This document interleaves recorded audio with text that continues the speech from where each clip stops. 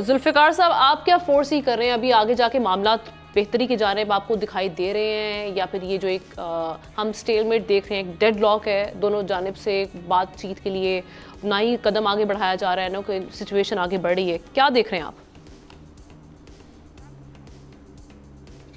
देखिए आमना, अगर पीटीआई के उन रैंक्स को देखें, मेरा अपना ख्याल है, मेरा अपना एक तजिया है कि वो कहते हैं कि ये इतना बेहतरीन मौका उनके लिए है कि अपनी चीज़ें मनवाने का, कि वो केसेस वापस करवाएं, अपने बानी चेयरमैन को जो है वहाँ जेल से निकलवाएं और इतना अंडर प्रेशर रखें वफाकी हुकूमत को, पीपल्स पार्टी को और नून लीग को, कि वो इनकी जो इनको रिलैक्स रखें, इनके मामले में लचक का मुजाहरा करें।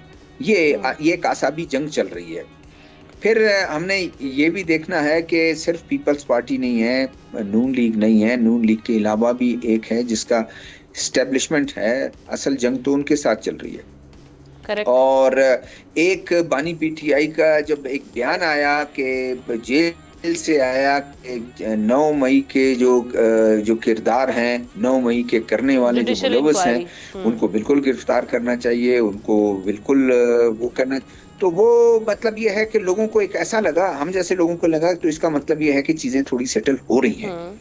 लेकिन अभी अमीन गंडापुर जो है, उनका ये बयान और इनका ये स्टांस, उनका एक ये, और असेंबली में जिस तरीके से कि आप देखें, आप जरूर आप वो करें उनको, लेकिन आप गंजा चोर कह के देखें ना, ये एक बहुत ही मायूब बात है कि आप, ऐसा लगता है कि आप ना अपनी इज्जत करवाना चाहते हैं, ना दूसरों की इज्जत का ख्याल रखते हैं।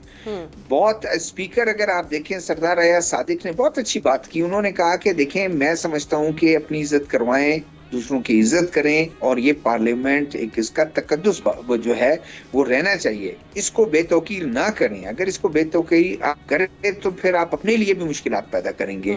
तो आप देखें ना कि अगर कोई बंदा कहीं एहतजाज करता है, खामोशी से एहतजाज करता है तो ठीक है, लेकिन अगर वो जो है पुलिस वाले के वर्दी को हाथ लगाए या उस पर चढ़ दौड़े या पथराव करे, तो फिर उसके साथ क्या होता है? तो ये मेरे ख्याल में इनको समझना चाहिए कि इस चीज़ों से ला हासिल है। पता नहीं क्यों ऐसा ये है, जो वो दो एलिमेंट हैं पीटीआई में, वो इस वक्त मुझे नजर आते हैं बेबस हैं। पहले ऐसा लग रहा था कि अली जफर, बैरिस्टर अली जफर और बैरिस्टर गौर जो है, इनका वो जब उनको मुकर्रर किया, उन्होंने माजूरी जाहिर की, तो फिर बैरिस्टर जफर आए, तो लोगों ने कहा कि नहीं, अब दो एलिमेंट शायद छा रहे हैं, दो एलिमेंट जो है चीजों को आगे लेके चलेंगे।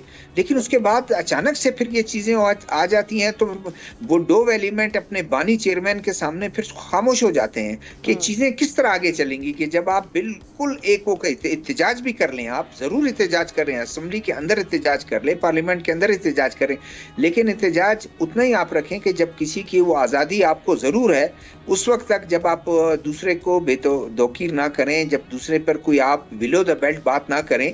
मुझे ज़रूर ये बात करनी चाहिए कि एक वकील को आप देखें कि पंजाब में मजमे में वो चीफ मिनिस्टर मरियम नवाज के लिए क्या बातें कर रहा है। यानी उसको शायद बहुत ही कोई दौड़ा नहीं सकता किसी मौजब उसमें सर्कल में। और उसके बाद फिर उसको जब उसको पकड़ा, उसको ले गए, तो फिर उसके बाद फिर वो कहता है नहीं जी भाई, आपकी भी बेटी है, आपकी भी बीवी है, आपकी भी माँ है, आपकी भी बहन है, आप जरूर इख्तिलाफ रखें। उनको कहें कि भाई ये बदइनवान लोग हैं, लेकिन अगर आप उनके साथ ऐसा रवैया रखेंगे तो मुझे बताएं कि माशरे में बिगाड़ तो पैदा होगा। और मेरे ख्याल में इतना अच्छा मौका है, मुझे लास्ट सिर्फ इस वक्त इनके पास अच्छा मौका है कि अपनी सियासत को मजबूत करें, और ये फिर अगले इलेक्शन के पर नजर रखें कि इस पर वो क्या कर सकते हैं। अदरवाइज मैं समझता हूं कि फिर ये मौका ये खो देंगे। सब्सक्राइब करें और बेल दबाएं ताकि कोई खबर रह न जाए।